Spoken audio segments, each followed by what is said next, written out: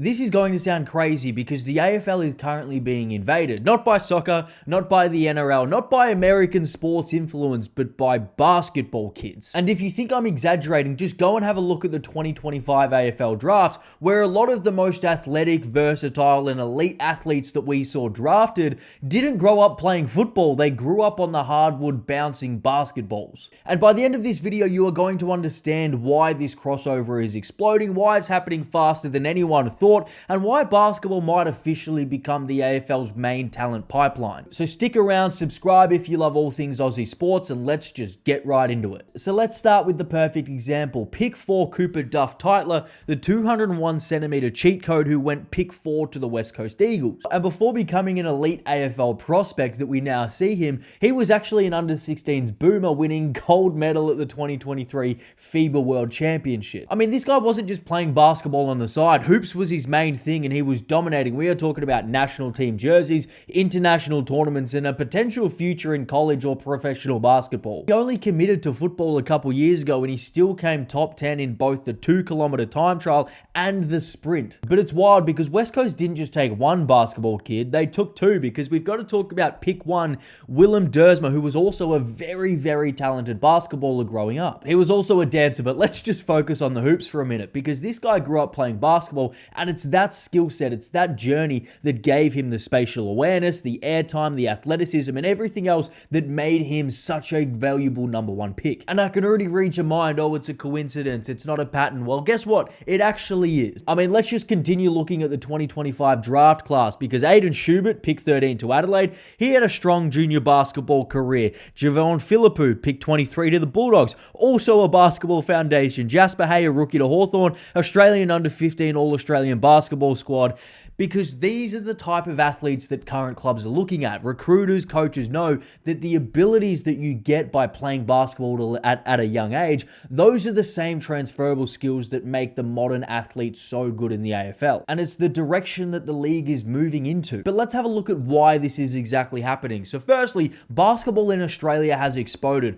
More international exposure between the NBA and other international leagues. And now we have Basketball Australia reporting that they had 700,000 plus registered players in 2024, a 20% jump since before the COVID pandemic. And this is pretty clear when we look at the stats between the NBL and the NBA. The NBL is record viewership, record attendance, and the influence of the NBA and the exposure that the NBA has now in Australia is absolutely massive. And unlike playing footy, basketball is just insanely accessible. You don't need 150 meters of grass, you don't need 35 other blokes on the field with you, and you don't need a club with 50 volunteers and 4 umpires to essentially put a game on. All you need is a ring, a ball, and maybe one other person to practice some one-on-one drills. So we have this massive influx of kids playing basketball, and by the time they hit 15, 16, and 17, the AFL talent pathways between the Talent League and rookie list spots are all looking at basketball going, we have a treasure trove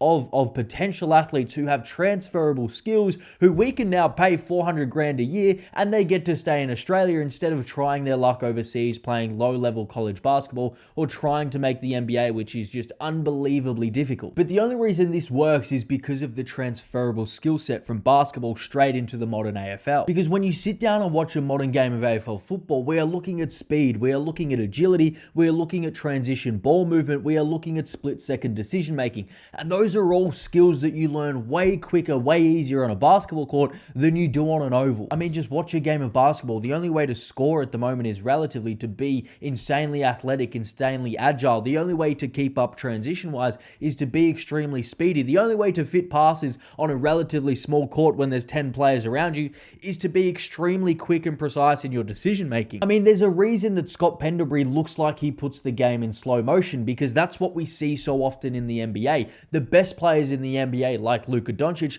can put the game in slow motion. And we so often hear about Scott Pendlebury's basketball background, but the reason that is so important is because of what it has allowed him to do the game. He was never the most athletic, he was never the most speedy, but his brain was so impressive through years and years and years of making really good decisions playing basketball. And then you very obviously just have the 200 plus centimeter athletes who have just naturally gravitated towards basketball, and once they figure out that maybe basketball isn't for them, them, the AFL is getting 200 plus centimeter ready-made athletic big men. But this sports crossover isn't just a coincidence, it's actually a product of the AFL system as a whole. Because AFL recruiting departments now, either for good or for bad, it depends on your point of view, are now actively looking at athletes first and footballers second. And with the AFL's inclusion of Category B rookies, we are seeing so many failed basketballers get easy access into the AFL talent pipeline. And the reason this works is because clubs and coaches and recruiters are actively saying to themselves and have an active belief that they can turn athletes into footballers, but they can't turn footballers into crazy athletes. Now, personally, I disagree with that, and I don't think that's the way that teams should be drafting, but the reality is, a lot of the time, that's what they're doing. And the real reason behind this is because of the evolution of the way that the AFL is played. The AFL game style is completely changing. I mean, we look at some of the best teams in the league, and their ability to transition the football, their ability to win one-on-one contests are geared towards basketball-style skill sets. I mean, the prototypical players we're looking at are long athletes, tall, agile, speedy, and athletic. And these are the type of players that dominate the league at the moment. I mean, look at some of the best players in the league. Luke Jackson comes from a strong basketball background. Marcus Bontempelli from a strong basketball background. Christian Petrarca from a strong basketball background. All with very transferable skill sets that now make them so elite in the AFL, but are also what made them so elite junior basketballers. And this all begs the question, what is the future of the AFL talent pipeline? Are we going to be seeing this more? And I think we are. We just looked at the 2025 draft. The 2026 draft might be even better for basketballers taking over the AFL.